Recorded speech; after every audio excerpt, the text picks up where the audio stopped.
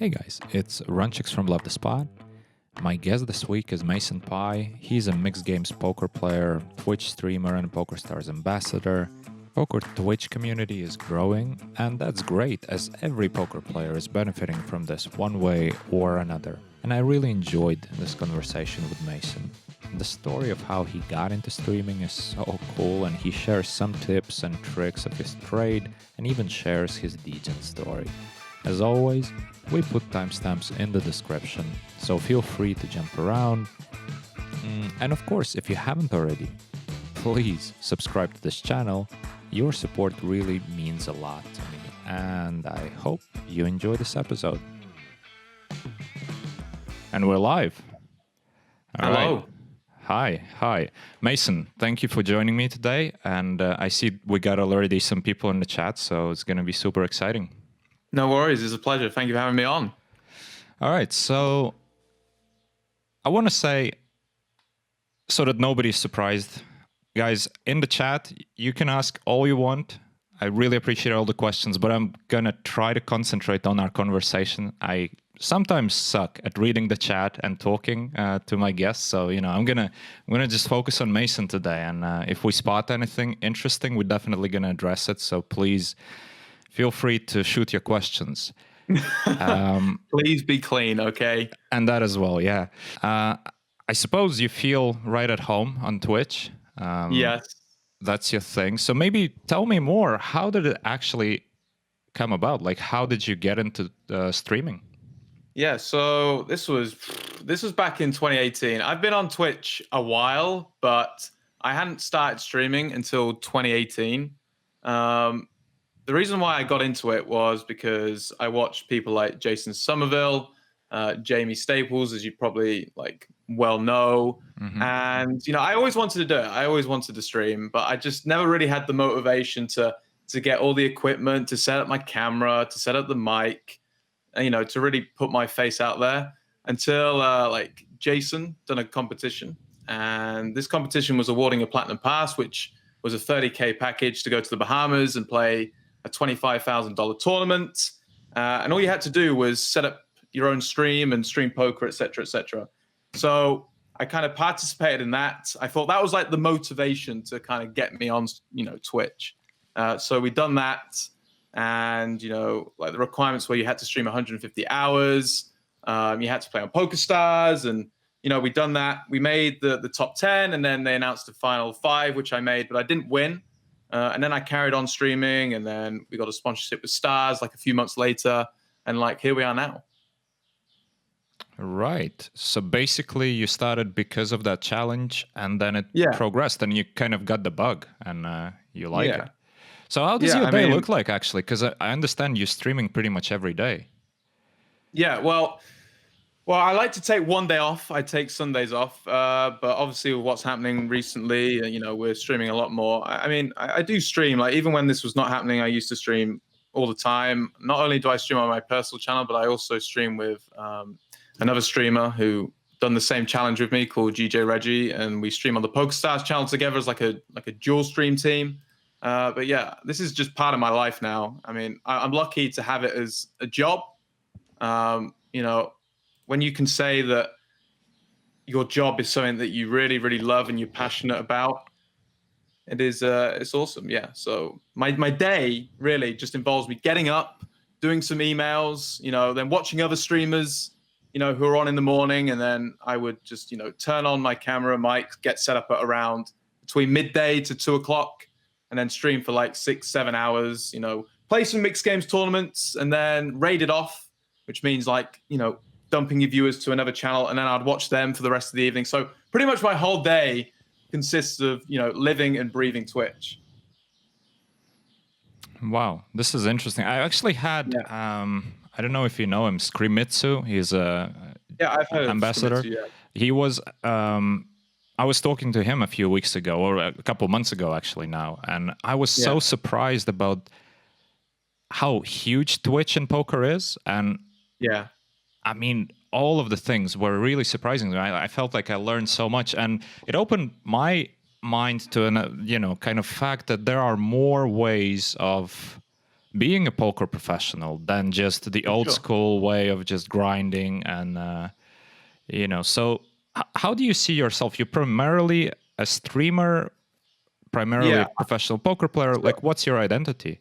So I would probably say I'm more of like a content creator that plays poker. Mm-hmm. I mean, you do have people on Twitch that are poker players that stream, but I would probably say I'm more of a streamer that plays poker. So, back in the day, the best way to kind of get your name out there is to, play these EPTs and, win big events and etc. But you can kind of grow now by just, doing it at home, just put on your camera and just stream and that's how it's just weird how things have changed so much over the past 15 years. Like right now, they're streaming EPT Retro on the PokerStars channel. Mm-hmm. And, you could just see how much has changed over those 15 years to what's happened now. Now things are all online. Everything is online. So, I think Twitch is a great thing. Like anybody, like people watching this stream now can just turn. I know streamers who are actually watching me now. Like we see Richie Rob, we see New Dave in the chat right now who are streaming themselves. You can do it from the comfort of your home. So how did this PokerStars deal come about? Because you said basically after you finished top 5 in a challenge, so you didn't win, and eventually after a couple months they reached out to you, right? Yeah, so I didn't win. So this competition was back in July 2018, and they announced the winner in November of that year. I didn't win, but we built something good. We built a community, and I didn't just want to stop just because I didn't win. I really, really enjoyed it, more than I thought I would.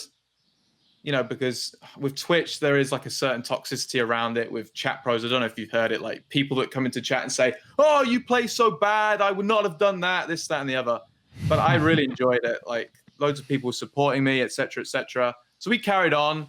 We grew and grew and grew. And then PokerStars approached me in February, the year after. So like a few months after. And they said, hey, we really like what you're doing. And we love what you're doing with mixed games. We want you on board as like a stream team. So I'm not team pro online. I'm a part of the stream team with 2 other streamers, GJ Reggie and Magincast. And we officially got announced in May. So I was notified in February, and then we obviously have to sort bits and bobs out. And then I got notified. Yeah, I got notified in February, and then we got announced in May. And I've nearly been with them now for a whole year, and it's just flown by. So yeah, they got in contact with me in February and said, what, we really like what you're doing. You are relatively small, but we're looking to kind of like make you grow, and we really like what you're doing with mixed games. And yeah, so they took me on board, they took me under their wing, and here we are now, I suppose. Mm.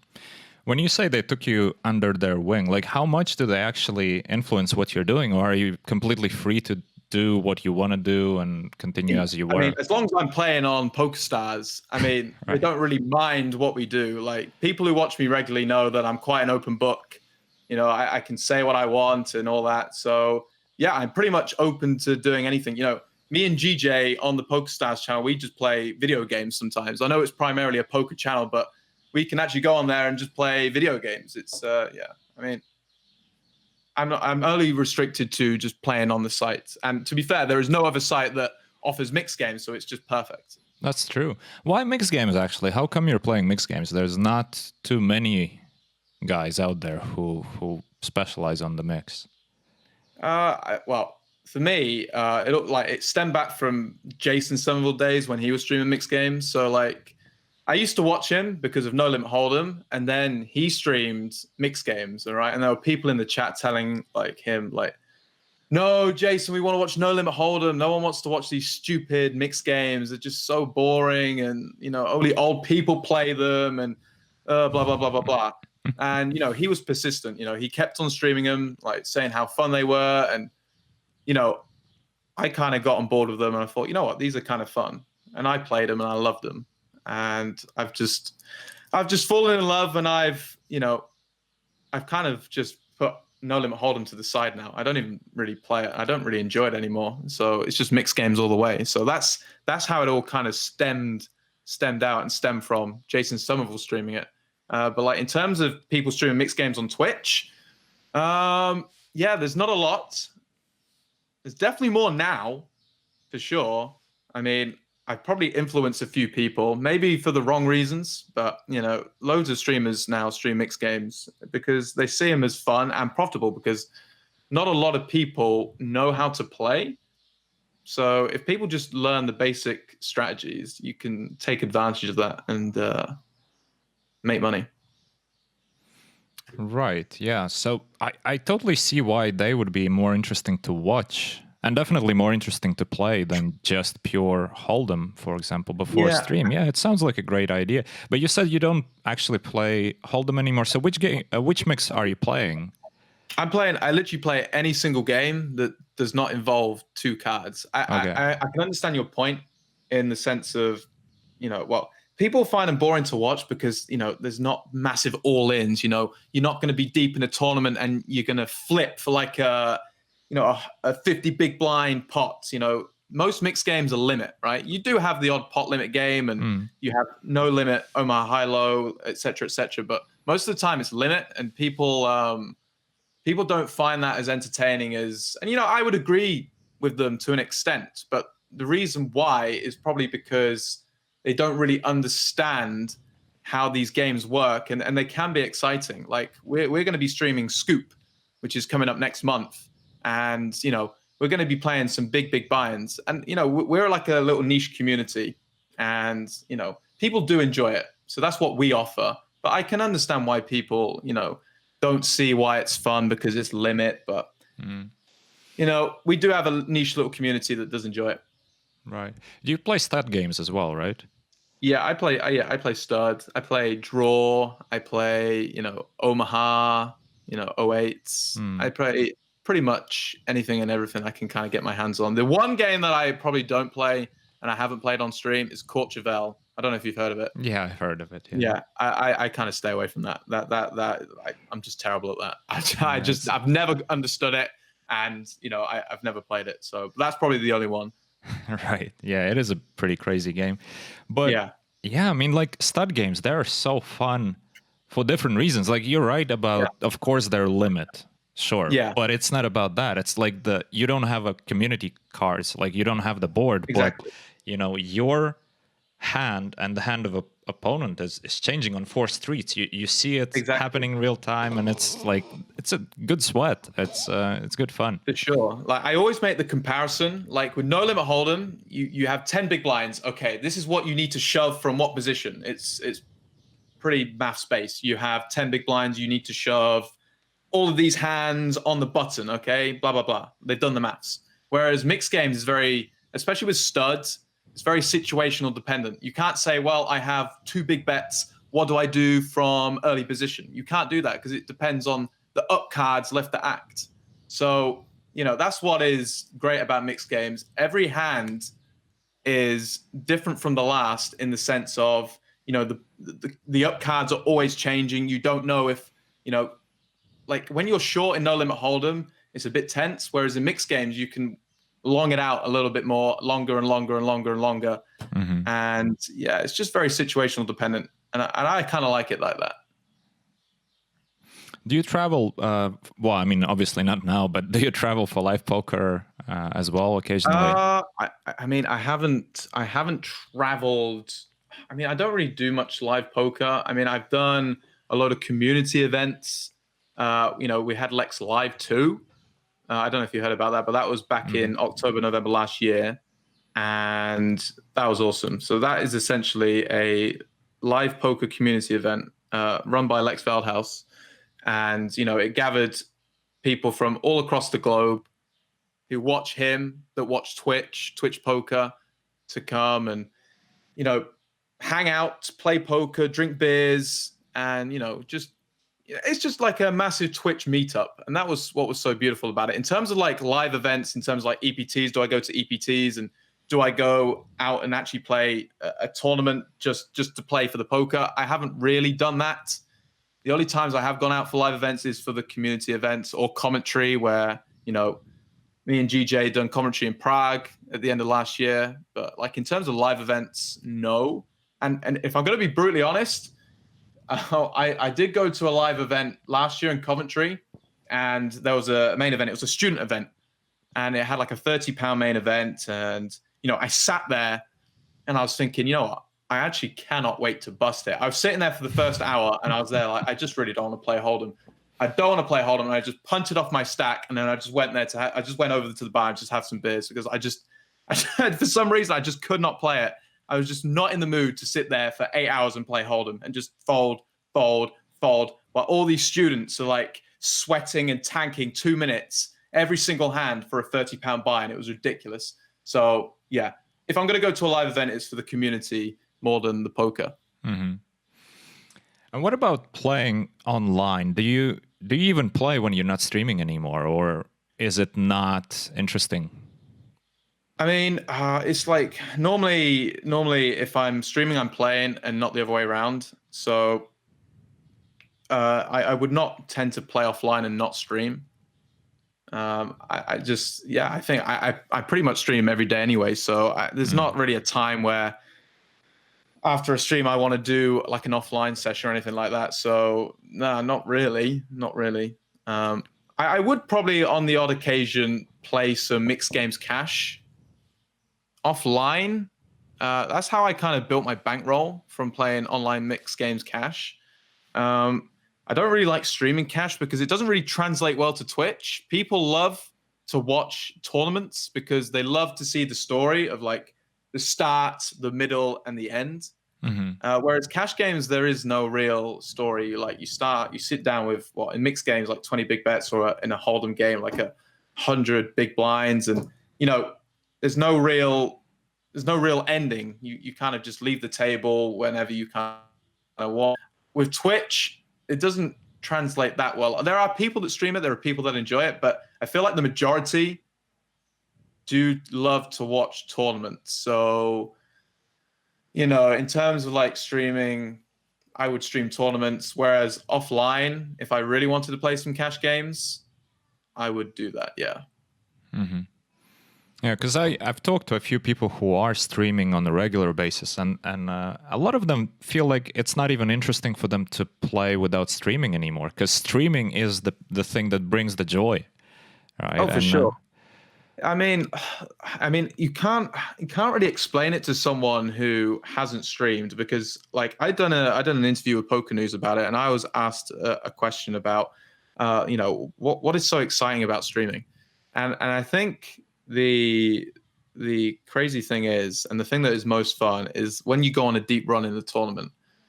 It's weird. Like when the first time when I won a tournament on Twitch, it was so hype. It was crazy because, if you didn't stream, right, and you won a tournament on your own, yeah, you would get up off your chair, you would fist pump the air, but you wouldn't have anyone to kind of celebrate that moment with. Mm-hmm. Whereas on Twitch, when you make a deep run, more people are going to be watching. People just gradually, just get attracted to a deep run and they want to watch you win. And when you do win, it is awesome. Everyone's kind of gets behind you. Everyone celebrates. It's awesome. It doesn't really matter what the buy-in is. Like it could be a $1, it could be a 1K.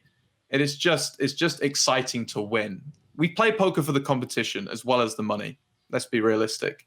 And the competition of outlasting every single person in a tournament and then streaming that as well on Twitch makes it just that even more special. So I would recommend like anyone who is thinking about streaming on Twitch to do it, because it's a feeling that I cannot explain to anyone that hasn't streamed before. It is awesome. It really is. It's like a euphoric feeling. It's like scoring a goal. I haven't scored a goal, so I don't know what that feels like at Wembley or anything like that. But I can imagine it's a similar feeling. Yeah, wow. I never thought about it. But now that you explain it, I mean, it makes perfect sense. You basically have an audience. You have supporters. You have people rooting for you. You have people hating you probably and wishing you you early bust out or whatever. But yeah, it adds something to it. And definitely, like you said, well, if you just win the tournament with nobody watching, cool. It's like, all right, I won a tournament. Like, big deal. I mean, you can compare the two. Like I've won a tournament when I wasn't streaming before, and it's kind of like, yeah, you clap your hands, you fist pump the air, and it's like, whoo, yeah. And now what? Like you've done it. Okay, right. Grab a beer. But like you can actually live in the moment, you can reel it, you can take it in, and it really is a euphoric feeling. It's awesome. Oh, it's very interesting. It gives me some ideas. I might actually stream a tournament because I really hate tournaments. I have to say, I hate tournaments. You described your experience when you went play a live tournament with students, Hold'em, and you wanted to bust out. That's how I feel about every tournament. Really? It doesn't matter what the game is. Like literally, I played one tournament this year. I thought, oh, there's a great tournament coming up, so decent buy-in. Literally hand one, I was like, what am I doing here? Can I just bust, please? The thing is like once you register, you know you're going to be in there for the long haul. Oh yeah, it's like it doesn't matter if it's a single day or a multiple day. You're like, okay, right, here we go. This could be a long one, you know. So I do have that feeling sometimes. Sometimes when you wake up on the day of a tournament and you're there, like, all right, okay, here we go, and then you sit there and you're just kind of like, oh, I really could be doing some other stuff. That was me, honestly, at that tournament, that student tournament. I just sat there and I was there like, I really just don't want to be here. I really don't. And I just threw it away. Some guy raised and re-raised and I just shoved eights, just went, look, I'm all in. And then some guy just sat there for 2 minutes tanking with queens. I was like, mate, if this is going to be what it's like in a 30-pound student tournament, I want to get out of there and get to the bar and have a beer because I can understand you totally, mate. Sometimes you just, they are just really, really tilting. Yeah. And I mean, for me, even online, like obviously it's not like, oh, I'd rather be somewhere else doing something else because I probably have a bunch of cash game tables open. Yeah. But as soon as I get like a decent high stakes table running in the cash games, I'm feeling like, why do I have that stupid tournament table where it drags it requires my attention. I don't really want to play I feel like with tournaments though, you know, cash games are great. You know, if you want to build a roll, I think they are very good. I feel like people play tournaments for the big win. Like recently we had the Sunday Million anniversary a couple of weeks ago, which we played, and there was a Brazilian guy who satellited in for, correct me if I'm wrong, chat, I think 25 cents. He won a 25-cent spin and go into $4 into $11 satellite. The $11 satellite to a $215 ticket. And then he took that $215 ticket and won the whole event for 1.2 million. And I think what people like about tournaments is that they can, you know, invest a small buy-in and come out with a huge win. Whereas cash games, yes, you can win like a 200 big blind pot. But the fact that with tournaments, you know, you outlast thousands and thousands and thousands and you can get that huge bink. I think that's what makes them attractive for a lot of people. Wow, but let me get it straight. So some guy turned 14 cents. Yeah, I think it was like 20. Yeah, I think it was like 25 cents. Jesus, it was a Brazilian guy. You know, I think they'd done an interview on him, and I think he was, you know, he had some financial troubles, and he always wanted to play this Sunday Million anniversary. It was PokerStars' biggest tournament ever, and yeah, I think he satellited in for 25 cents into a $4 spin and go. $4 spin and go into $11 ticket. He then used that $11 ticket to get into this $215 tournament, and then he won the whole thing. He outlasted 93,000 players. Wow. It was ridiculous. And me and GJ, who's in the chat, we covered the final. We covered the whole event, and we covered the final table, and he was playing crazy. Like I don't want to be rude, but I don't even know if the money was a factor, but it didn't seem like he was playing optimally. He was doing some crazy stuff, which fooled everyone, fooled me, but he won the whole thing. I mean, he took a deal and he went home with $1.2 million. And that's what people love about tournaments. They can turn that small buy-in and win life-changing money. Wow. It's crazy. I wonder, how did it feel? I mean, imagine you just play a small tournament, whatever, 25 cents tournament for a satellite. And then it, you know, step one, okay, I won that ticket, then the next ticket, then the next ticket. I mean, just getting to the actual tournament, the $215 buy-in tournament, that probably already felt like an incredible achievement. It's like, wow, I went from 25 cents, like took 3 steps and I'm here now. And to win it, wow. I mean, he was probably just thinking, right, okay, we've got the ticket now. this was a multiple day event. So like the late reg was open until the start of day 2. So he was probably just thinking, all right, I don't know how he did at the end of day 1, because obviously we didn't know he was going to win the whole thing. But he must have been thinking, right, okay, I've made the first day, happy days. Right, now next thing I need to do is make the money. And, he made the money, made a min cash of $400 and thought, okay, well, I've turned my 11 cents into $400. Happy days. And then he obviously made the end of the second day, which locked him up about 11 grand. And then he just went on an absolute tear up and just on the final table, was just doing some crazy stuff. And yeah, he just went home with 1.2 million. There's a whole article about it. Yeah, I mean, just an amazing story. And people who are probably new to poker will look at that story and think, wow, I really wish that could be me. That could be me. And I think that's what makes tournaments so attractive. I see. To a new player, cash games, yeah, okay, they probably, when they think of poker, they think of, cash games and like chips actual resembling money. But when they hear about these stories about people who've turned, $11 buying into a poker tournament, you've heard of obviously Chris Moneymaker doing the same thing, turning an online satellite into 1 million, and the rest is history. But like people who are probably new to poker and they hear this story about this Brazilian guy, this is what makes tournaments so attractive, to have that huge return on investment. Wow, yeah. I mean, what a story, Jesus. And you're right. I mean, obviously the tournaments are, for the new players, more attractive in many ways. And also I feel like cash games have slightly more of that negative stigma attached to them, as if like cash games are somehow more gambling than a tournament. Tournament just sounds pretty sweet. Oh, tournament. Well, fantastic. Yeah. Yeah. And I feel like with some, I mean, maybe with new players, they feel like, okay, well, I bought into a tournament. I now have these fake chips or these tournament chips, which means that I can just punt them off and do whatever. Whereas in cash games, when they realize that each chip actually, accounts for a real money amount, they may not think the same. And, that's the kind of big difference between tournaments and cash games. I do feel like probably new players will probably gravitate more towards tournaments for the reasons I said earlier. But, once they do sit down there and think, oh, I have these play money chips. Oh, I can just bluff anything now because it's not real money. Where in fact, well, you have just bought in for $11. But yeah, I mean, when it comes to Twitch, I do feel though that tournaments are probably better to stream because of the reasons I said. But there are people that stream cash games. I stream cash games when I first started streaming as well. But with Scoop coming up and all these big buy-ins, I just feel like I want to stream tournaments, and people want to see tournaments as well. People want to see trophies. They really do.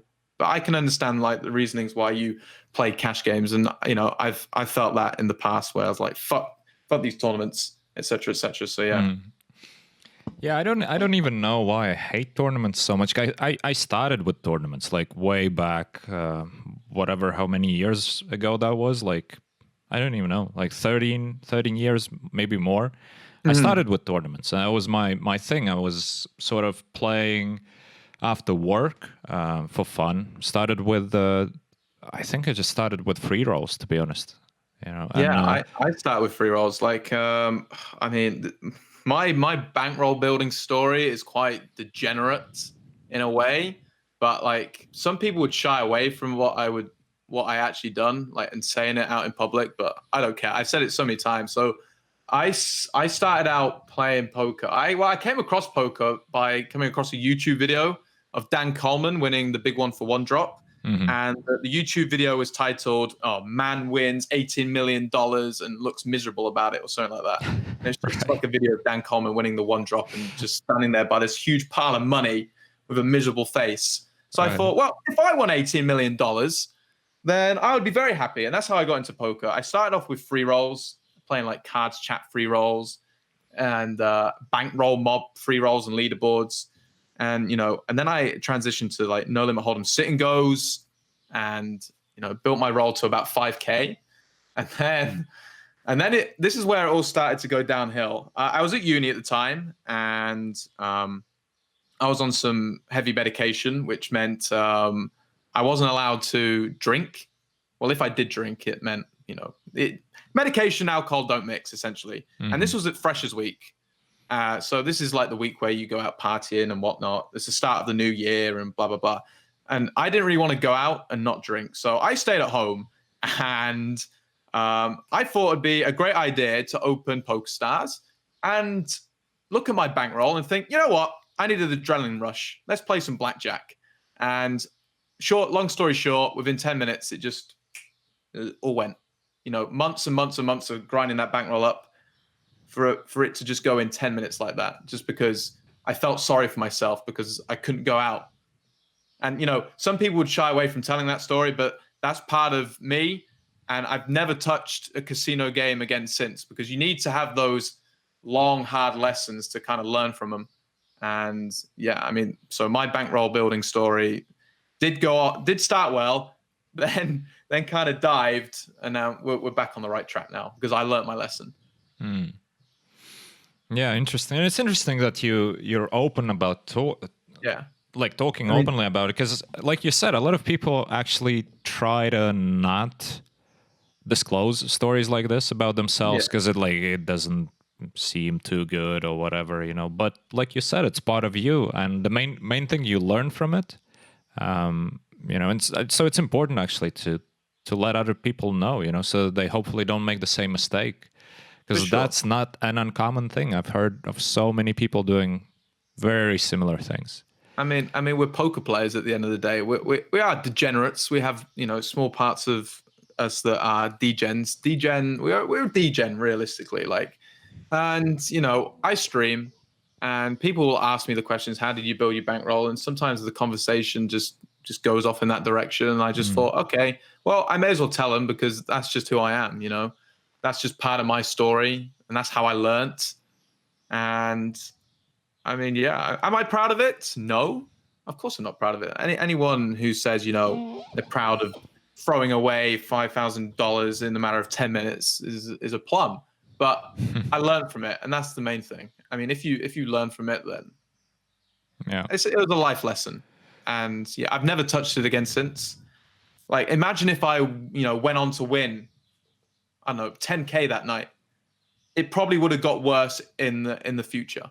So I'm kind of glad that I learned my lesson early on in my poker career, shall we say, before things spiraled out of control and it turned into a real problem. But I'm not afraid to shy away from being honest with people and how it all kind of began. And because I was a proper degenerate back in my university days. I played high stakes mixed games that I probably shouldn't have been playing, and I got lucky, building that role, because I probably was just on an absolute tear up, and I was just on the good side of variance. But I had that happen to me, and that was a bit of a slap in the face.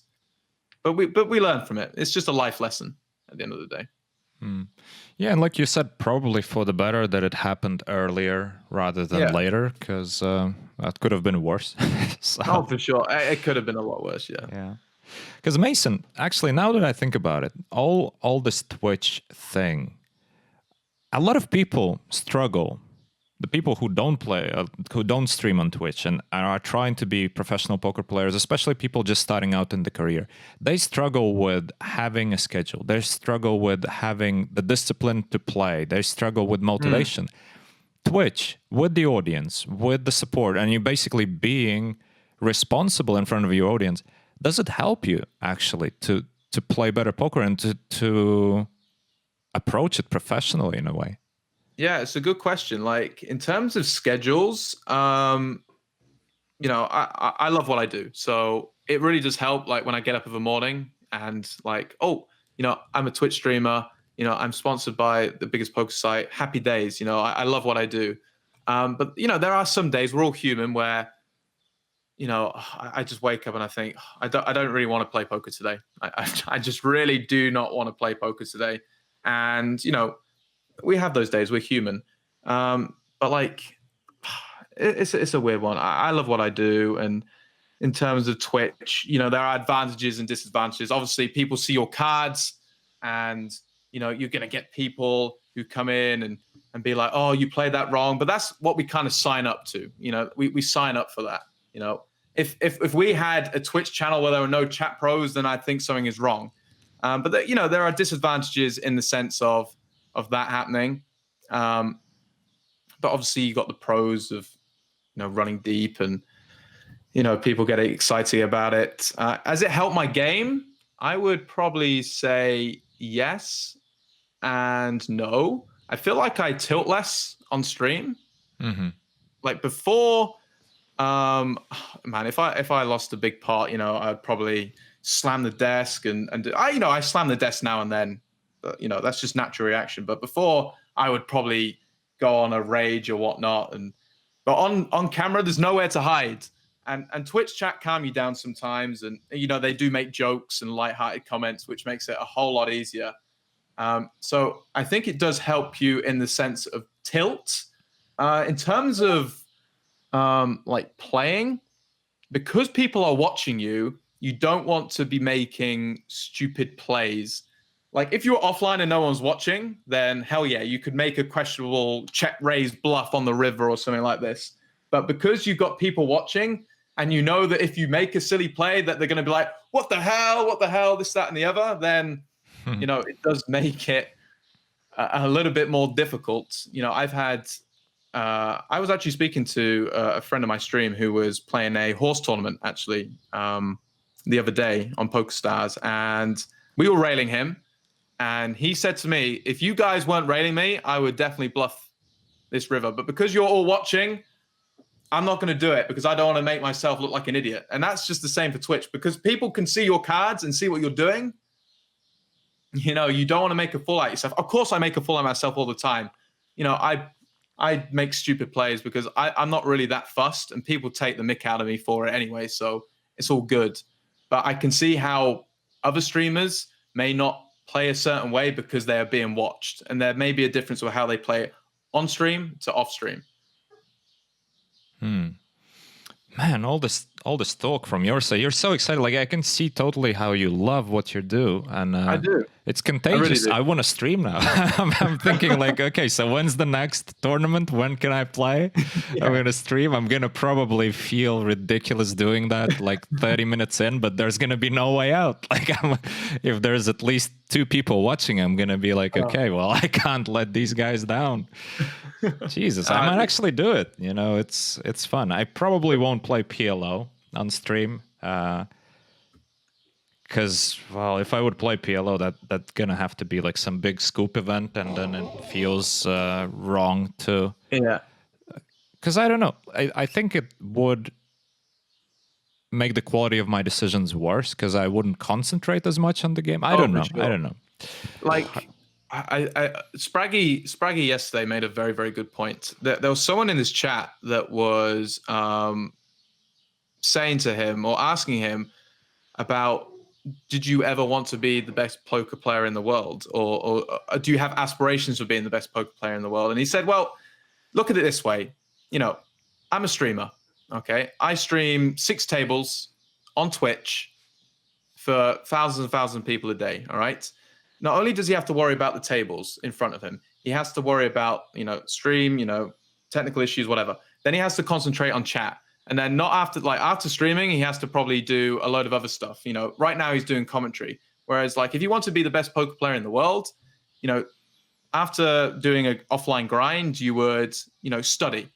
So streaming does have its negative impacts in the sense of, you can't study as much and be the best poker player in the world. Because, there's just so much other stuff you need to concentrate on. And that goes the same when you're online. You can't concentrate as much. I try and concentrate as much as I possibly can. Sometimes I'm playing 4 different games at once. Like I'm playing a stud game, an 8 game, a horse game.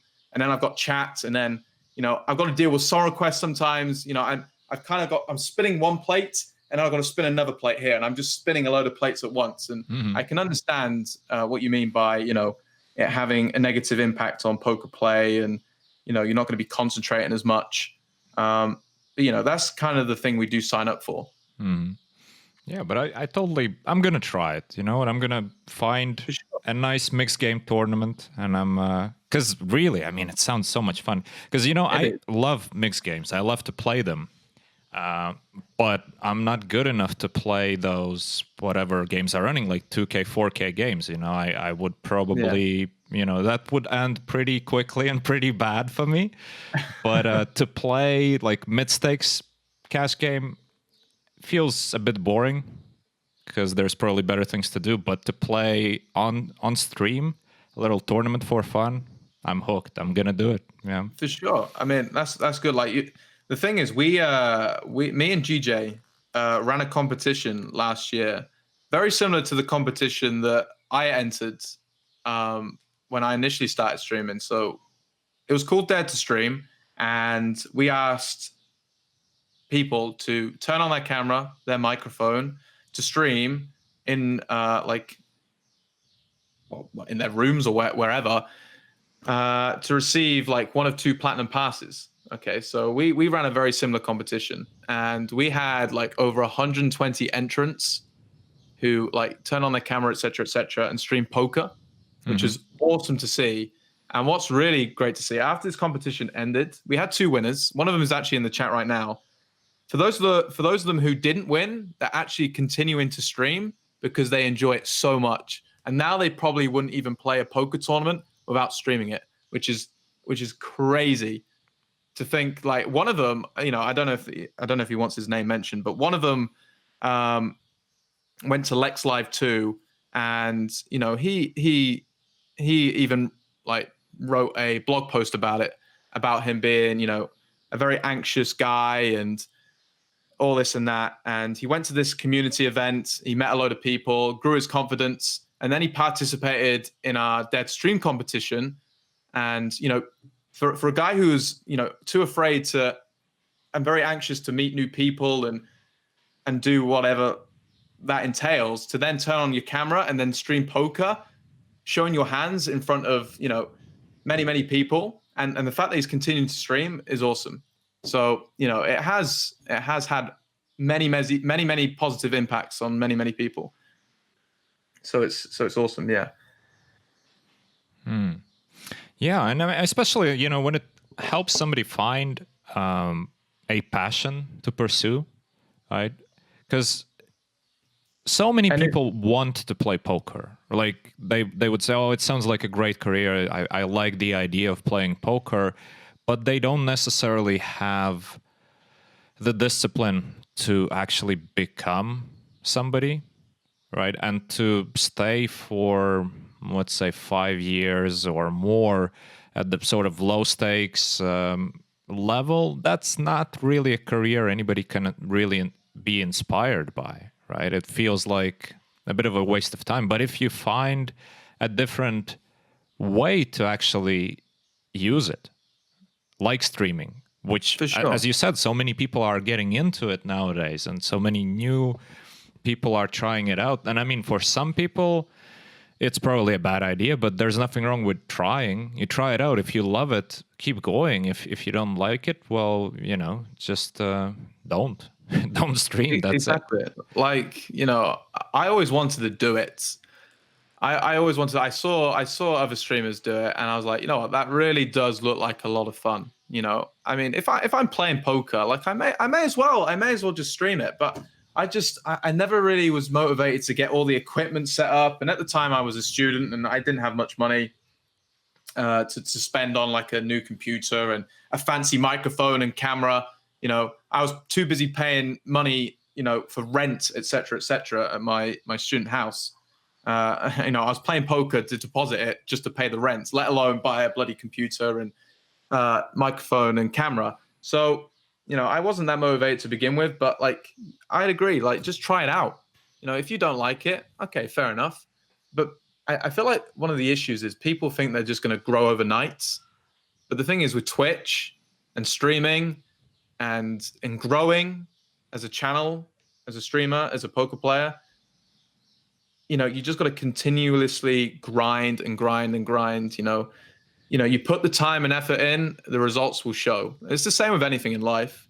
And I think it definitely applies to Twitch and streaming. People think, oh, I've done this for like a week now and I haven't grown at all. The thing is, you need to put time and effort. You need to go into other Twitch channels and show your face. You need to kind of grow a community around you and then those people will watch you, and then you will grow together, and it's just a nice little snowball effect, shall we say. But as you say, if you are going to play poker, you may as well stream it, because you get the added benefit of having people watching you. You do get the added excitement when you do run deep. But yeah, I can understand how people like after 5 years think, oh, you know what, I'm really bored of this. But streaming it just adds a different element, a different dimension, which makes it very, very exciting and enjoyable. But it's not for everyone. It really isn't for everyone. Yeah, you've got to be really, really passionate about it. You really want to do it. There are days where I do get up in the morning and think, I don't want to play poker today, but as soon as I turn the camera on, etc., and then there's people coming in saying hello, good luck, I kind of get into it a little bit more. But if I had to get up in the morning and think, oh God, I've actually got to grind offline now, like 10 cash game tables, etc., I can understand how that would be pretty dry and boring and all that kind of stuff. But like Twitch has that nice little element where it's exciting and people make you feel welcome, and you kind of get into it straight away.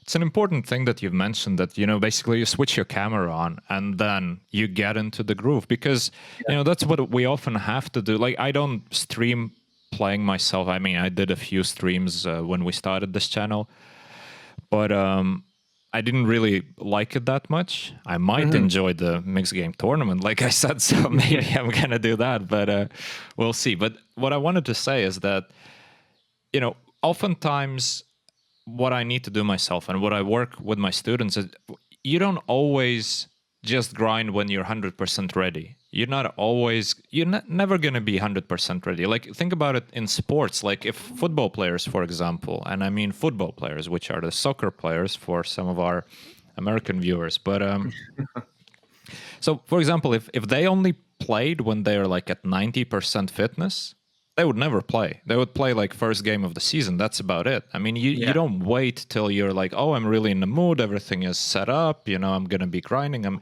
No, you go start doing it.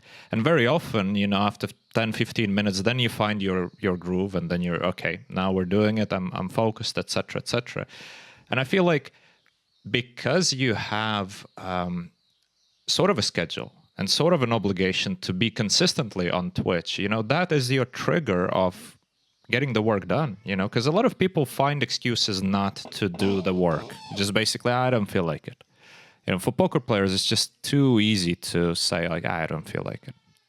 Yeah, for sure. I think it's a very, very good analogy with the whole football thing. I mean, I totally agree. Like, as I said, there are just some days where I'm just there like, I don't really want to play poker today, but I promised them that I would stream. And I think the key thing is with streaming and growing is consistency. If you just turn up, like, it's the same with football. Okay. You say, like, if you turn up to training, once a week, you're not going to get better. You're not going to be as good. You can't just take 6 days off, train 1 week, or take 5 days off, train 1 week, and then play match day. You're not going to be great, are you?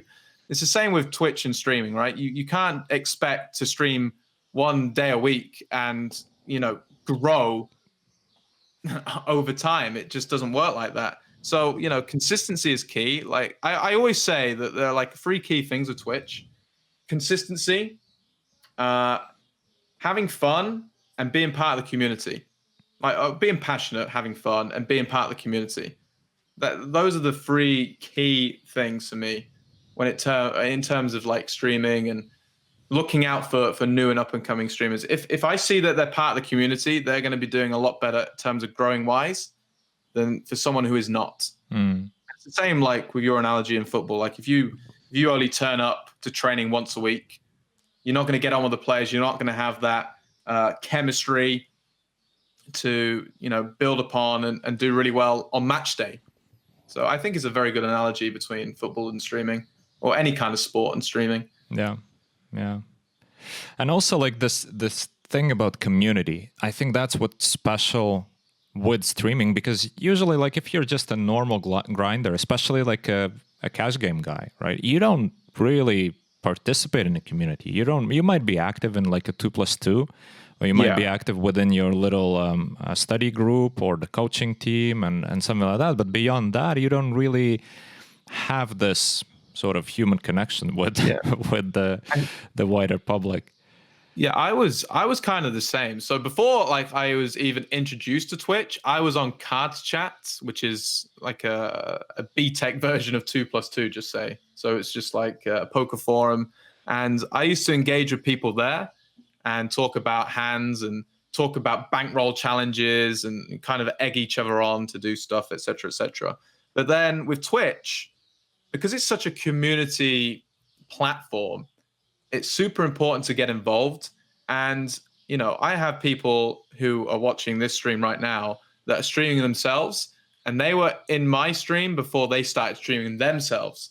So, like, I know them, and because I want to put the face to the name, I want to actually see what they look like, and I want to see them stream. I then go over there and hang out in their chat, and it just works as like a little snowball effect. And I feel like that's how me and GJ Reggie kind of grew from the start, because we were part of the same competition. And everyone else was in the same boat as us, like as new streamers. We wanted to help each other out the best way we can.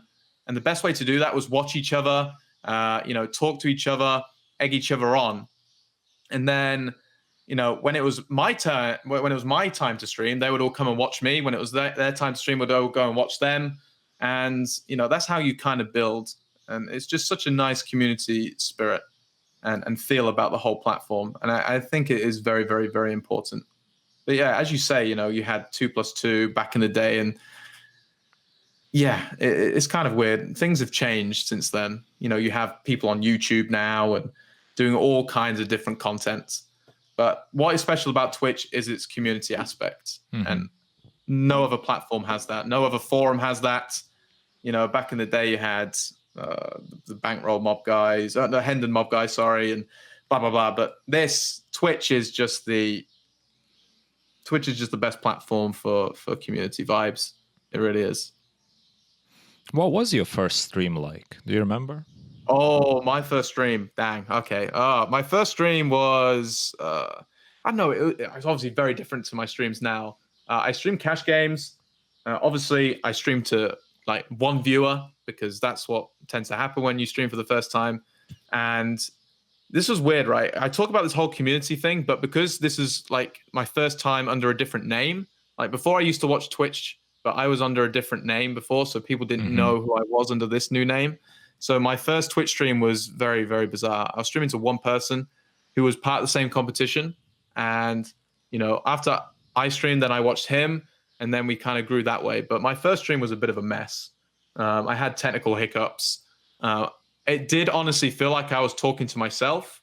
Like, obviously, I am physically talking to myself, but normally I have the Twitch chat there, which are just obviously people behind the keyboard. But, you know, we do have that interaction, whereas my first stream, I had no one to talk to. So I was just talking to myself a lot of the time. And I feel like if I were to give any piece of advice to someone who is starting streaming and has no one to talk to, I know it sounds crazy, but just talk to yourself. Talk about your day. No one, like, you may have someone pop by onto your stream, and the last thing they want to see is you just sitting there like and clicking buttons. They don't want to see that. They want to see someone who's engaging, because you never know, right? Someone could be lurking, all right, and they could pick up on something you say, and then they can interact that way. And that's how you kind of build relationships within the community, you know, because if you just sit there and click buttons, then no one's going to say anything. Talk about your day. Talk about, I don't know, what you had for dinner. Someone may say, oh, I hate broccoli, or I love roast dinners, or something like that. And, you know, you can talk about that, and that's how you build, and more people will come in. The more viewers you have, you grow up the directory, then you'll have more eyes on you.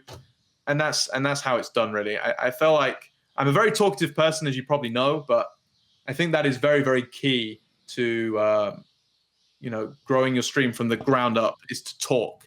Because the last thing people want to do is watch a stream where someone is just, unless they're an absolute sick crusher and they're there just for the high stakes and whatnot. But no one wants to see, you know, someone clicking buttons. It's the same with live poker. And, you know, when I'm doing commentary on live poker, the last thing you want to see is someone like this, hat like this.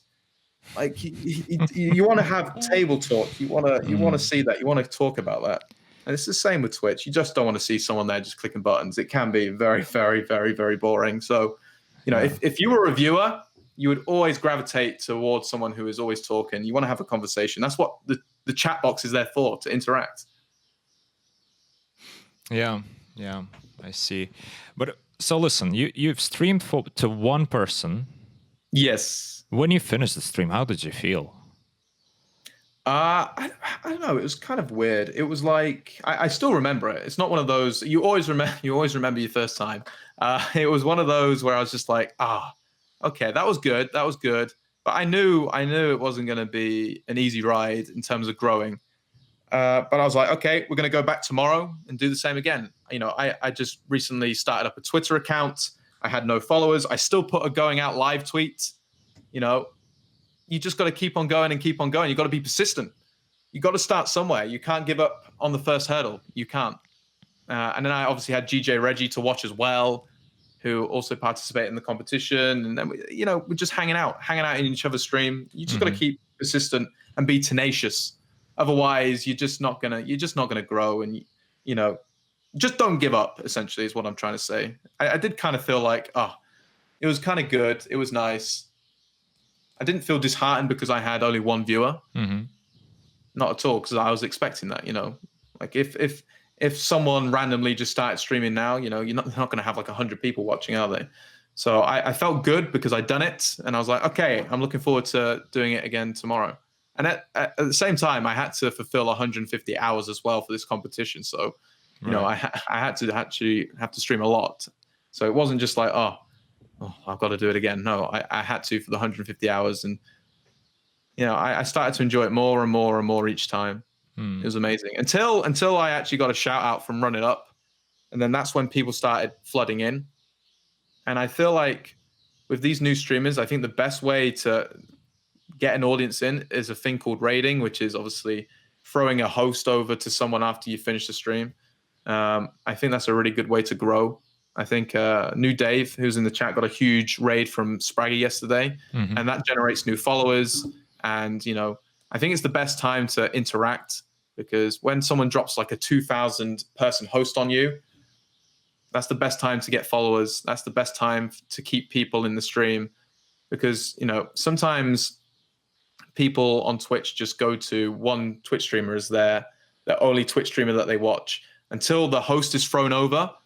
And then they see someone else and think, oh, I've never seen you before. Oh, I like what you do. I like you play mixed games. I play mixed games. That's awesome. I'm going to follow you. And that's how you grow.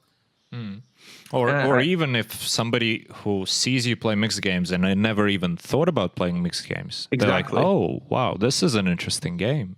Yeah, I mean, like the amount of times that I've had a raid off someone, like a big streamer, and they come in and say, what kind of game is this? If I had $1 for every time someone said that, I wouldn't be streaming anymore. I'd be a millionaire. Right.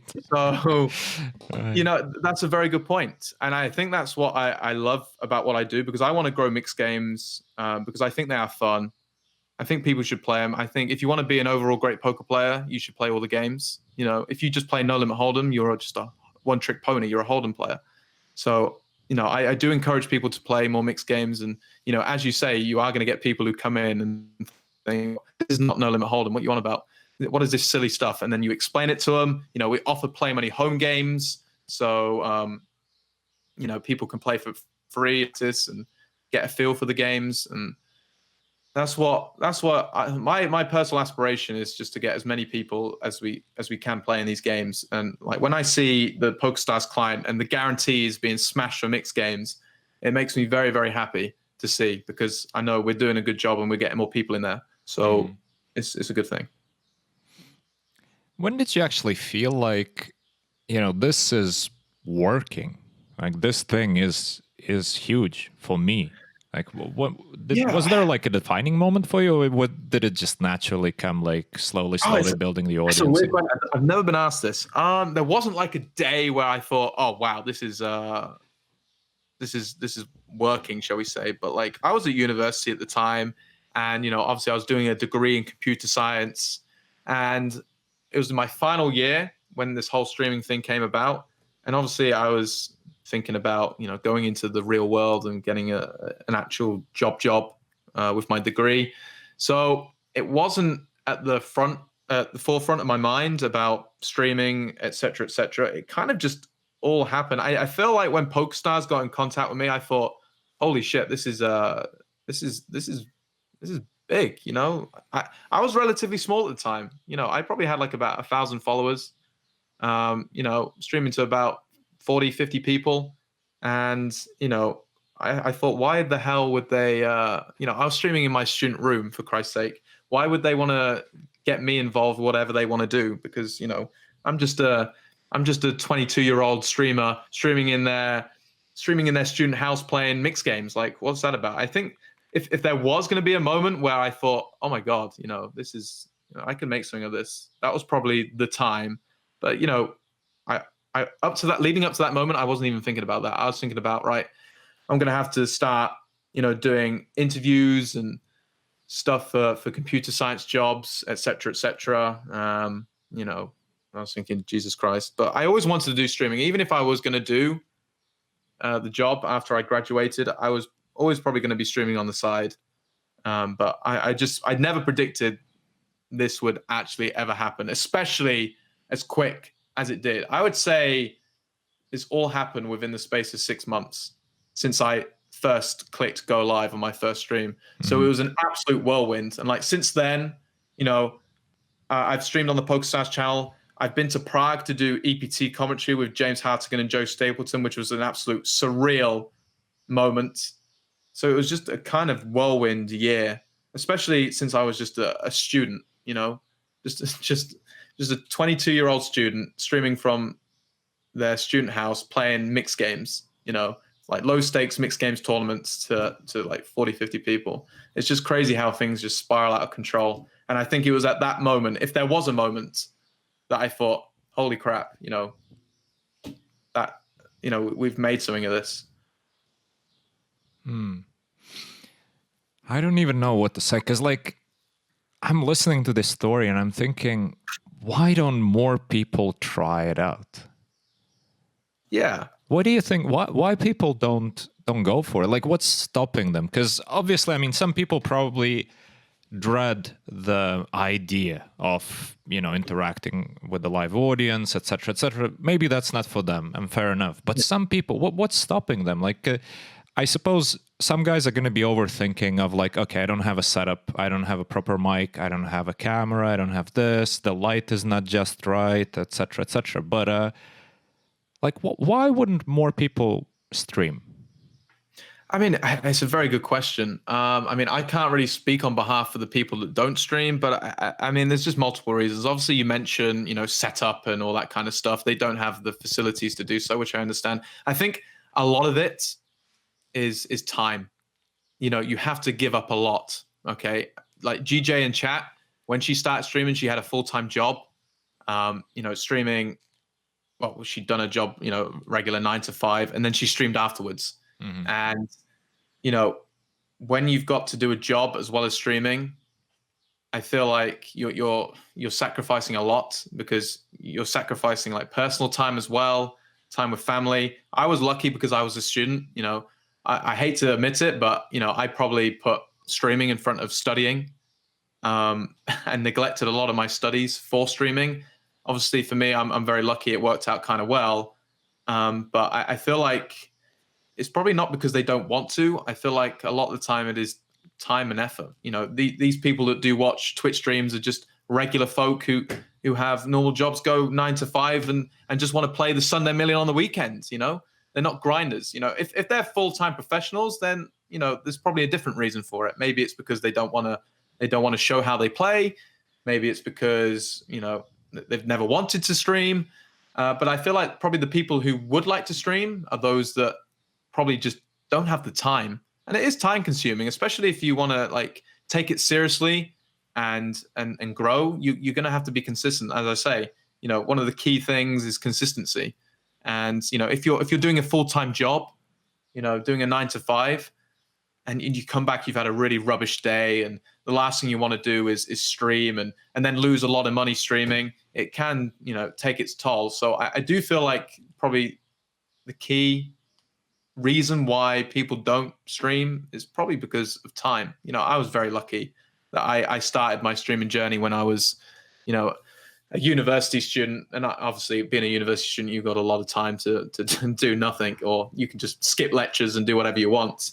So I took that time to stream, and as I said, I probably neglected my studies a lot. I graduated. I didn't come out with the best grade, but it obviously worked out for me. It's not. I'm not saying it's going to work out for everyone, but give it a try. And I know a lot of people are trying, and they are doing very, very, very well. And I see a lot of potential and a lot of new streamers coming up, and it's exciting. And it's really exciting to see. It's such an interesting phenomena because, when you're talking about Twitch and streaming, you keep on mentioning the community, you keep on mentioning the other guys. And it's obvious that for a poker community and a poker Twitch community especially, growing is the priority number one.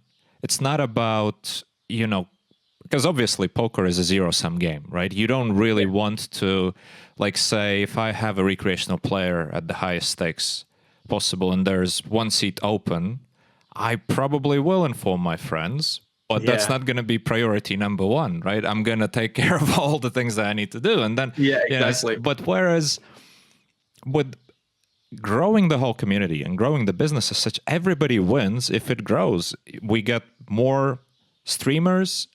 Everybody's a winner, basically, because, you gain popularity as an industry and as a field in Twitch. So yeah, I mean, this is really cool because I feel like was the selfishness in poker in general is a big thing. There's a lot. It's like whereas Twitch is very community orientated. Like, so say for instance, we had WCoop last September.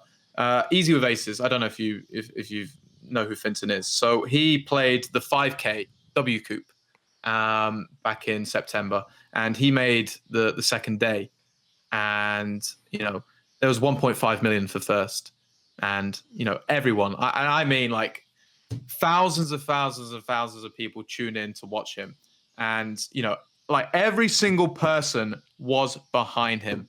Every single person. There was 15,000 to 20,000 people watching one guy stream a no limit hold'em tournament, and probably that moment or that tournament, that stream was probably one of the most exciting streams I've ever witnessed, because literally every single person was behind him. And not only that, like seeing big streamers make deep runs helps the directory grow. So obviously Twitch is not just poker. You've got people playing Fortnite, you've got people playing chess, World of Warcraft, etc. So we, as the poker Twitch community, want it to grow up the directory as well. Okay, so we want to see poker grow as much as possible. If we can get more eyes on Twitch poker, that means poker will grow. That means we can do more amazing stuff. We can have bigger guarantees in tournaments.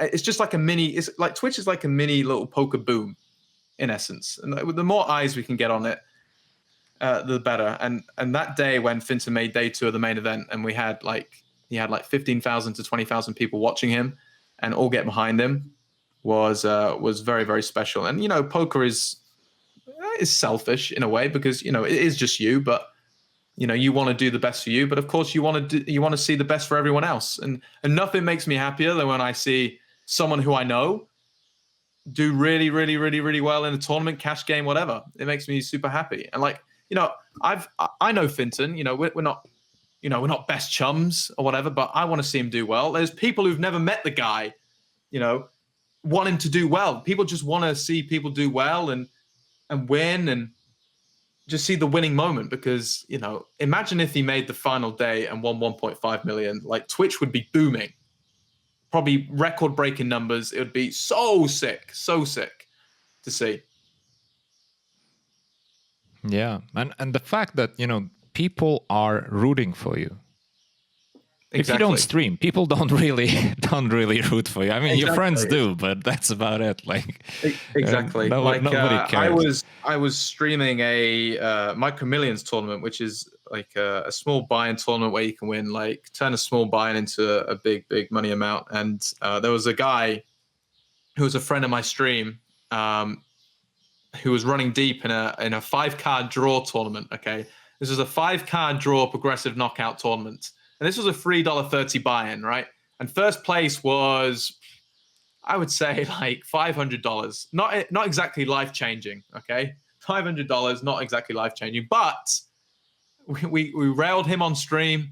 Everyone was behind him. And he won a sick hand. He won quads versus a full house. And everyone just went absolutely berserk. It was just insane. $500, okay, not, it's not $1 million, but people would have the same reaction if it was $500, 5K, 50K, 500K, 5 million.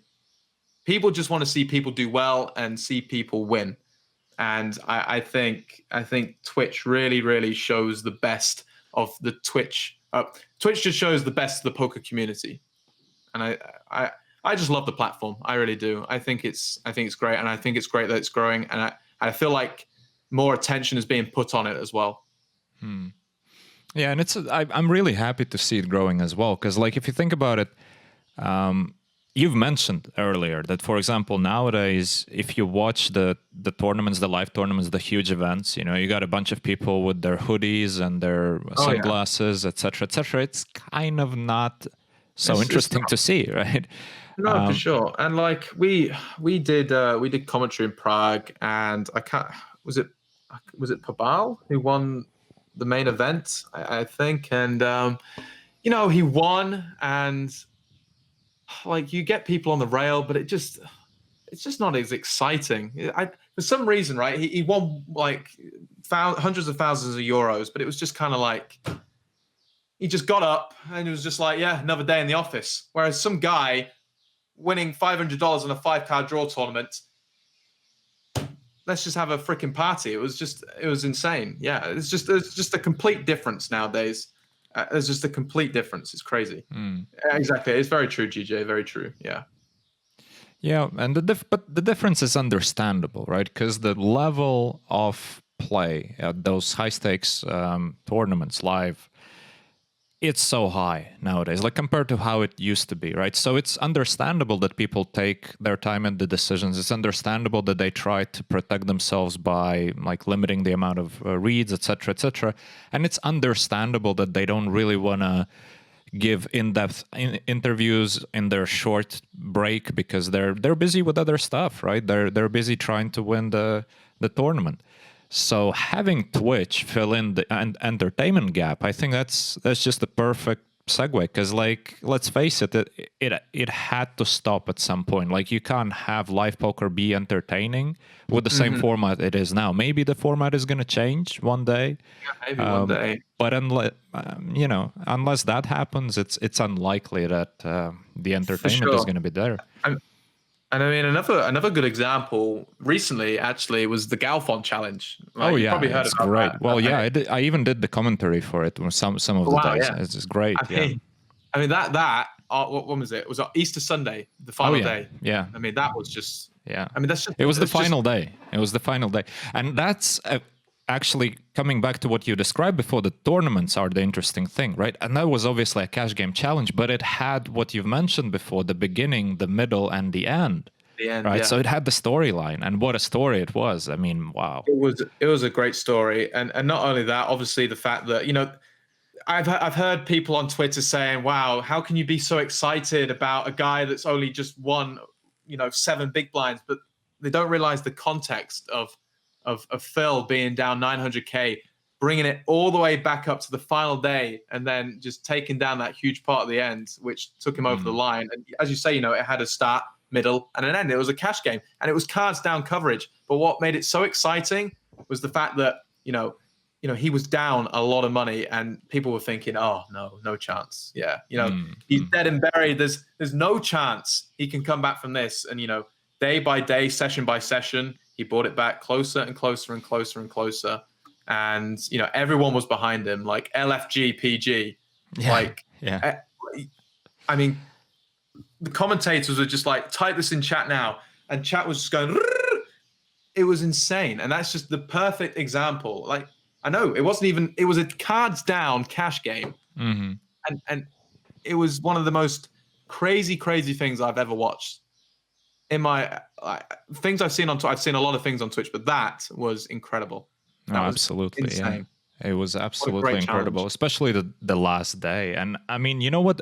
When I watched the last day, I didn't watch the whole thing. I watched a bit of it, but I realized that I'm so proud that I actually participated as a commentator. Like Yeah. before that last day, I didn't feel anything about it. I thought like, well, okay, whatever. You know, Phil wants me to do some commentary. Why not?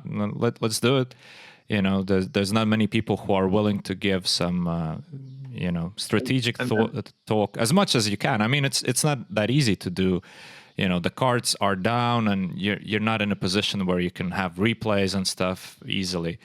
But regardless, you know, when I saw that last day, I thought, wow, this is a monumental thing. This is going to be remembered forever. And to be part of it, I was like, this is great. I'm happy that I contributed to it in my small way.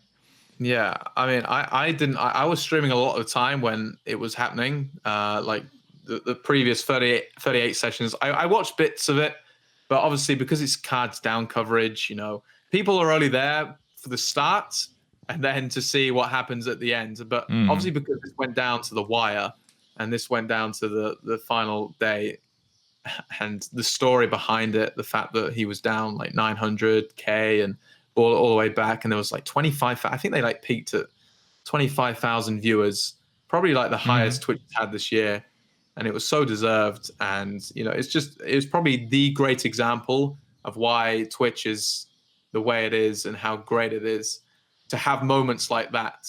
I mean, you could not do that. I mean, you could do that somewhere else, but Twitch is just the perfect platform for it as well. It got people talking. It was just fantastic. And you know, to be a part of that is awesome. Like as you say, it probably didn't feel like much at the time, but the fact that, you know, you saw the ending and you saw how many people watched it and you thought, wow, you know, people are going to remember that for a while, and say you're part of that, it's pretty awesome. Yeah. And also, like, if we think about it, like the whole story shows that, because, you know, early on, because I did some coverage on that, like I said, and I also put out some videos on YouTube commentating on some like the top biggest pots before they went on a break, etc., etc. And that was the time when Phil was down $1 million, right? The 900,000 euro. Yeah. And a lot of people were sort of bugging me or saying like, how come you don't admit that Phil is completely outclassed? You know, you don't admit it. You keep mentioning variance. And a lot of people got pissed off, right? And I even made a post on 2+2. I was saying, hey guys, you know what? Well, listen, Venny is a friend of mine, so it would be the easiest thing in the world for me to say, oh, Venny is the god and Phil is, you know, but I don't believe that. I think there's too much variance. We're only looking at 10,000 hands. Yeah. 10,000 hands is nothing. Exactly, right? Exactly. And you've got to be fair as a commentator. You can't just be like, oh yeah, this guy's the, but you can't. You got to be honest. You got to be honest. Yeah. People will disagree with you 100%, but you got to be honest. You got to be real. I mean, it is. I mean, you could see, you know, he was down 900, and then he had the swing the other way. It is. Yeah. You were correct in the end, right? Well, but yeah, sort of. I mean, it's not like, because it could have gone either way. You know, after the restart, Phil could have dropped another 500,000, and then, you know, the story would have ended like four weeks ago, and it all could have happened. But, you know, that's the reality of poker. There's a lot of variance. You know, a lot of people who achieved something in poker, they've had a good run at some point, you know, or at least they didn't have that devastating run, which kind of shuts the dreams for a lot of people, right? You start out in poker and your first 3 months are horrible and you never get back to it because you're like, oh, okay, I can't do it. It's just bad. You know, exactly. There's so much variance, and to see it publicly displayed, I mean, I understand that still a lot of people sort of are missing the point, and a lot, like, the narrative is, Phil clawed back, and you know, it's like we like to build a story of what happened. Oh, Phil played so good. Like, really? So you're saying Phil played so horrible in the beginning and then he played so good? What about the cards? Like, they didn't matter at all, you know? But still, I don't want to take anything away from Phil or Vinny for that matter, because both of these guys put on a show, man. This was incredible. I mean, even when Phil was down that amount, he put out a Twitter post saying like he's still going to put out a show, you know. Oh yeah, and it just goes to show that the mentality of the man to be down that much money when like there was 3,000 people watching him daily. Like come on, it's got to be hard for any kind of guy to know that all these people are watching you lose that kind of money, and then to put out that kind of response to say, I'm going to put out a show for you guys for the next 15,000 hands. And my God, he put out a show. Yeah. And that was one of the most exciting. You could not predict that would happen at the start of the 25,000 hands. That Oh no. And that's what was so incredible about it. And I mean, I dare to say that can't be topped for the remaining challenges, but who am I to say? I mean, that was just an amazing start to the challenges. It really was. Yeah. Yeah, I would agree. I mean, how can you top that? I mean, what else can happen, right? I don't know. It's crazy. And how they both handled the swings is just such a beautiful example. Like, especially Phil, because obviously Phil was in the public side the whole time, right? There was a lot of backlash on Twitter against him with, some people being quite nasty, commentating on his... or making comments on his posts and saying like, you washed up pro, etc., etc. The way he handled it and the way the self-belief and everything is beautiful. For sure. And like, you could just tell he is, very calm. Like, he's very softly spoken. I feel like he's got his head screwed on. He just seems like a really good guy. And no matter what the Twitter trolls say, whatever, he came back the next day and thought, right, I'm down 900K. All right, I've just got to prove him wrong. There's no better feeling than when you're down in the dumps like that to then prove someone wrong. And he proved probably 80% of people wrong when he was down to that kind of like down 900K. He proved so many people wrong. I had my doubts as well. I thought, man, I know it's swinging in that, but like with 15,000 hands is still a lot of hands. But I thought, even for me, I think that is tough. But the fact he done it, just fair play. But I don't even know if those people come back and say, you know what, hands up, I apologize. Fair play, 100%. But they just tie their little comments behind their keyboards and then never to be seen again. Yeah, that's most likely what's happening. I mean, I wouldn't see too many people come and apologize. But there's no really reason to apologize. No reason at all. In the first place, there was no reason to put out those comments, right? Exactly. So don't fucking tweet these things. Because you've mentioned before, the people who basically comment on your plays, like, oh, that's a horrible play, and I sometimes have it on my YouTube videos. Sure. And I'm thinking, all right, is there a question somewhere? Because like, if you think it's a horrible play, well, tell me what's a good play, and then we have a conversation. I'm open to it. I know that a lot of my plays are horrible. I make mistakes, and I'm not 100% of my hands are correct. But what's the point of telling me, hey, you played this bad? Okay, well, what is a good way then? If you don't want to talk about that, then what's this all about? Yeah, I think it's the same. It's the same when I'm streaming. There are going to be times where people go, oh, well, why did you do that? But like, there are better ways of going about it. You could just say, could you please explain your reasons for doing X, Y, Z? Instead of just berating them and just saying, oh, you are so bad. Why did you shove this, etc., etc. There's ways of going around things, and just typing absolute garbage in the chat is not helping anyone. It's not making it enjoyable for me, for the people watching. It's just unnecessary. Like, if you are genuinely interested about a hand that wasn't played standard or a hand that didn't go well, you could say, oh, hey, I'm joining the stream, whatever. Can you explain why you've done this? And, we can have an intelligent conversation about it, or we can discuss it in our Discord, et cetera, et cetera. And, you're just going to get people like that. That's just social media in a nutshell. So, I think there are ways of going about it. We call them chat pros on Twitch chat. We call them chat pros. All right. There's just ways of going about it, and berating someone for a questionable play is just not the way about it. You should just, you should ask, I probably wouldn't have done that. What are your thoughts? There's just nice ways of going about it. Yeah.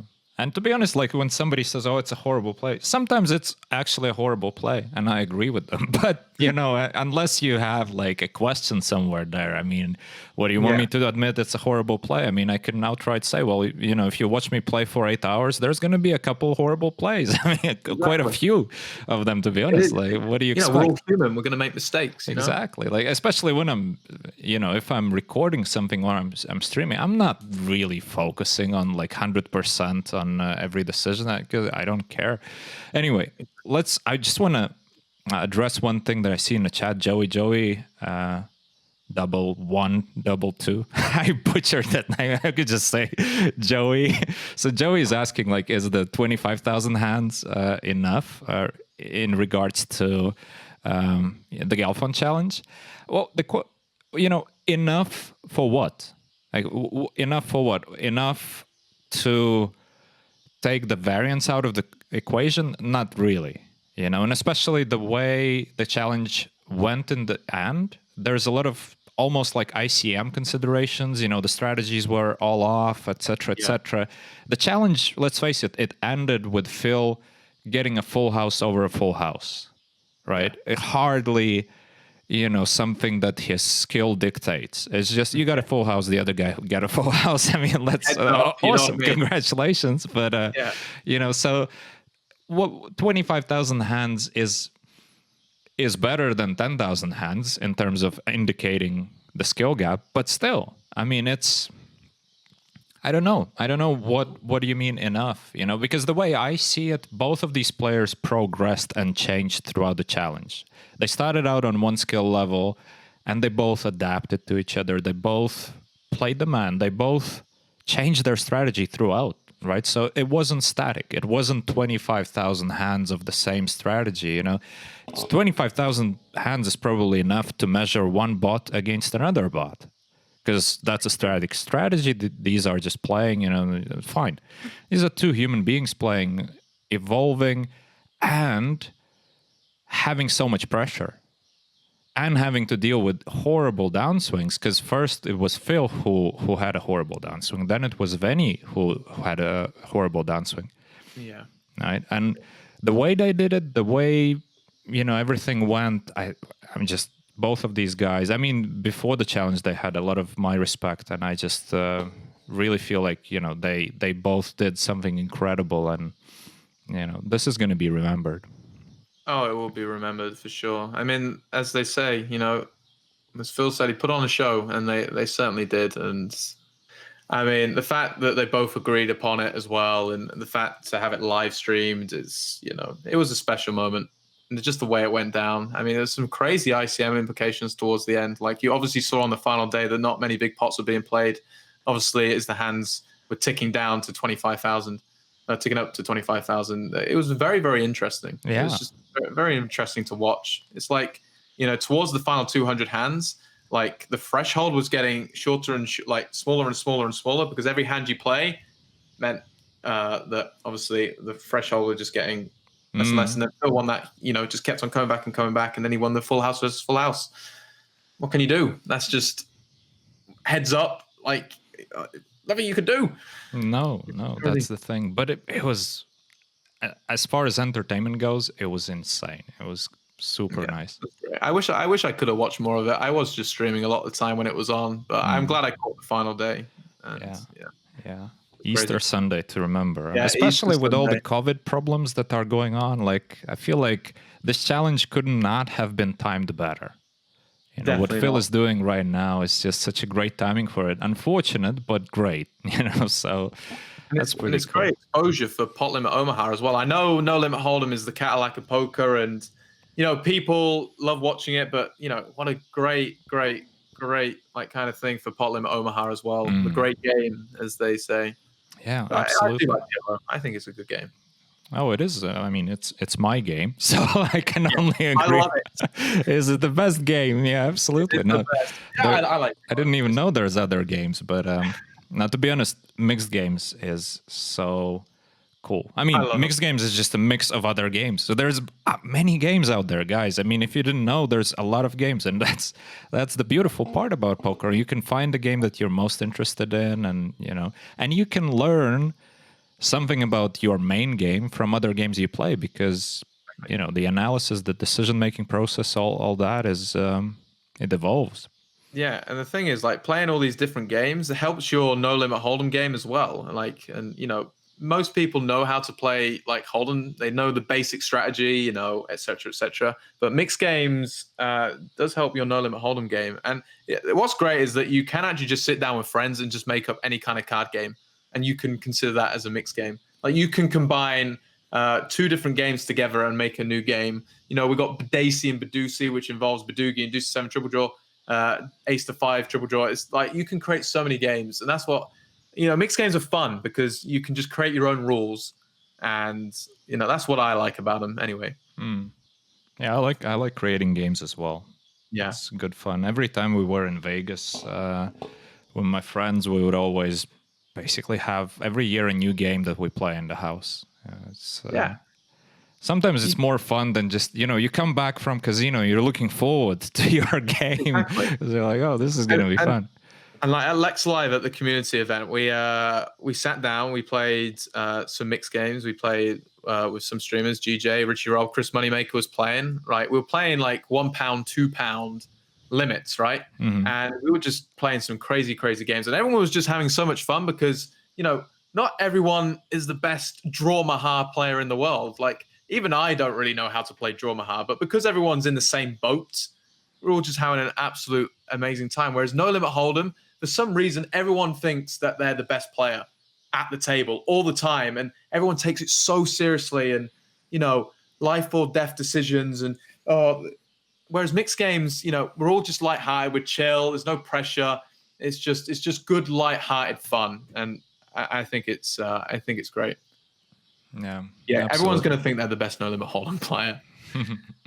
Yeah, well, same goes for PLO. I mean, obviously, but Mason, I want to ask you actually, because we've talked and we sort of went away from the conversation about getting new Twitch streamers out there and encouraging people to do it.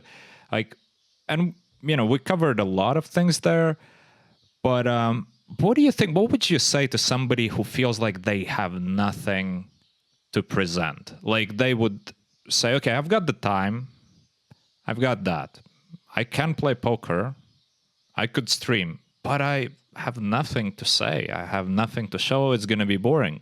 Like, what do you think you could say to people like that? Are they maybe right? Maybe they're right and they shouldn't even go for it? Or, you know, I would always recommend trying, okay? Because you just don't know how you're going to feel in that situation. Like, at the start, I said it's very hard to explain to someone what it feels like to win a tournament on stream unless you haven't done it. And that pretty much goes the same thing of just streaming in general. You don't know how you're going to present yourself on there until you actually do it.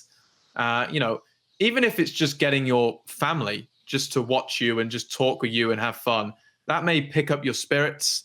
And, you know, I wouldn't just go in there with just negative thoughts and think, oh, I am the worst at this and that and the other, because, you know, it's not gonna translate well to the viewers. You know, just go in there with a positive attitude. You know, play poker. Of course, you know, you're not going to be playing the best because you're trying to concentrate. Especially on your first stream, you're going to be concentrating on the chat, making sure that everything's running smoothly. But I think the key thing is just to try and enjoy yourself. Don't go in there with negative thoughts. Oh, I can't do this, and oh, I don't know what people are going to think of me. As soon as you start thinking of that, you're just going to crumble. Just go in there with an open mind, have fun. Because if you have fun, then, like, if you're sitting there miserable, people are not going to engage. People are not going to feel the love. Whereas if you have fun, other people are going to have fun as well, and you can kind of reciprocate.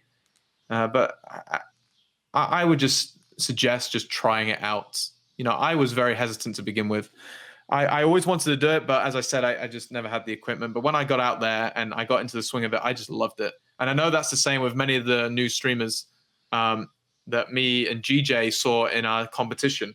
You know, they thought, oh, well, I'm only really doing it for the Platinum Pass. I don't know if I'm going to continue after. I don't know if I'm going to enjoy it. But lo and behold, they're continuing right now, like 5 months after the competition ended. So I would just go in there with an open mind, positive mental attitude. If you go into any new thing with just negative thoughts, It's like I remember when I was a kid, and my dad took me to taekwondo lessons. I thought I'm gonna absolutely hate this, and then lo and behold, I loved it. Black belt, everything. So if you just go in there with an open mind, you're gonna do fine. If you go in there with negative thoughts, you're just gonna be negative. So I would just say, go in there with an open mind, have a positive mental attitude, and enjoy it. Try and enjoy it. Awesome. That's great advice. And you know what? Actually, the more I listen to you, the more I want to do that stream. I'm going to do that one day, just take a day off and play some. Do a scoop PLO. Even if you just one table, I think it's... I wouldn't just start out and just whack a load of like 6 table, because you're going to be all over the shop. You're not going to be used to it at all. I would just one table, take it easy. I just want to play mixed games. I mean, PLO scoop, I don't care about streaming that. I mean, I might play it. I might not even play it, because like I said, I hate tournaments. So, and if I play PLO scoop, then it's going to be whatever, one of the high buy-in ones. And do I want to stream that? I want to stream that something is going to be fun for me. Like, take a day off and play some mixed games and suck at half of them, and it's probably not gonna win the tournament, so it's probably not a long stream, but you'll be fine. I might try. I wouldn't worry about it, honestly. I'm just really interested to sounds like a great idea. I never thought about, before I found out about you, I never thought about streaming mixed games, and I love the idea. It's just beautiful, because I love mixed games. I was a bit hesitant at first, because obviously Twitch is mainly no limit hold'em orientated. So there are some PLO streamers, but they're, apart from like Talonchick back in the day and Jason Somerville, there wasn't many like pure mixed game streamers. Jason, I would even say, was more predominantly no limit hold'em than mixed games, whereas Talonchick was mainly 08 with some mixed games built in.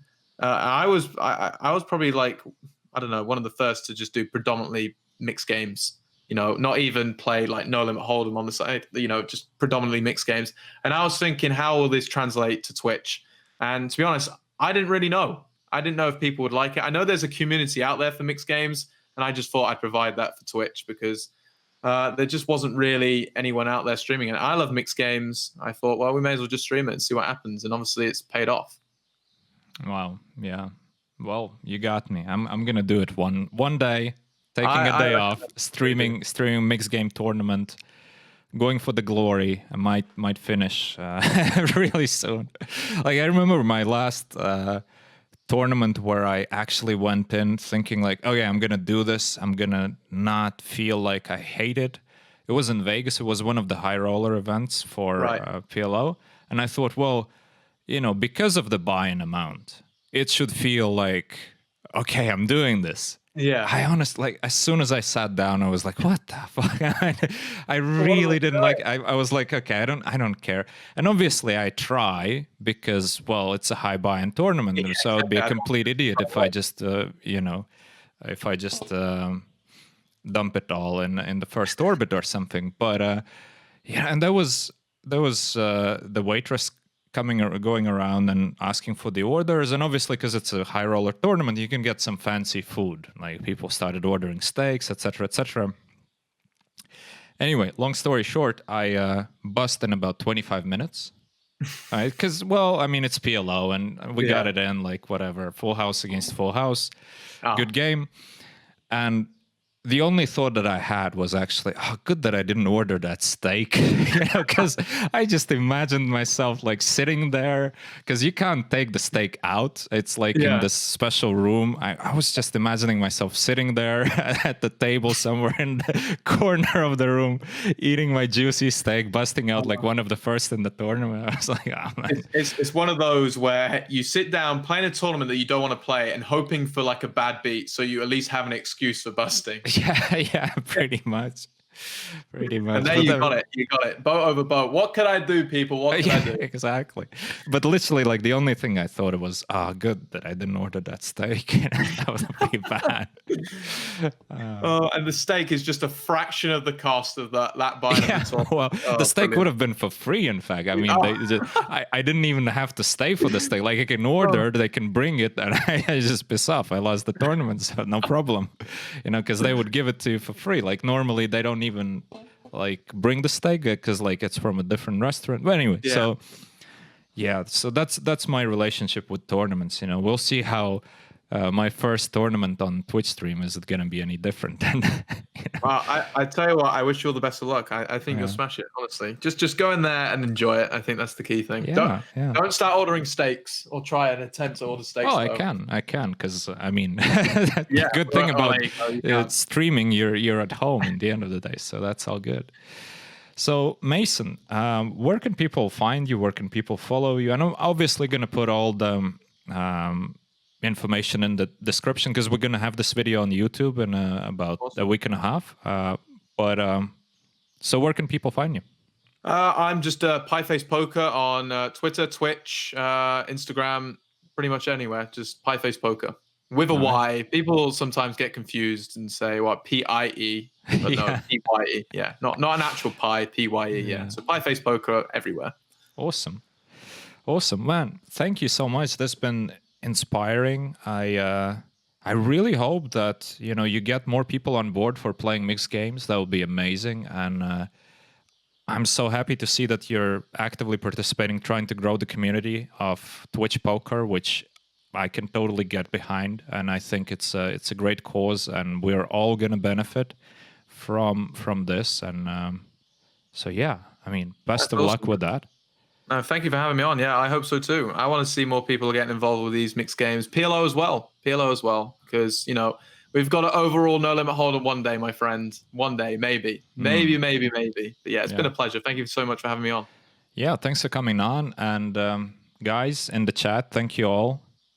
Joey 1111, or how did I say it? Double one, double two. I felt so stupid when I said that. I thought, like, what am I doing? I butchered it in so many ways. Could have just said Joe. So Joe and all you other guys, I appreciate you coming on in the chat and participating. I'll see you next week. Thanks, guys. Bye-bye. Bye.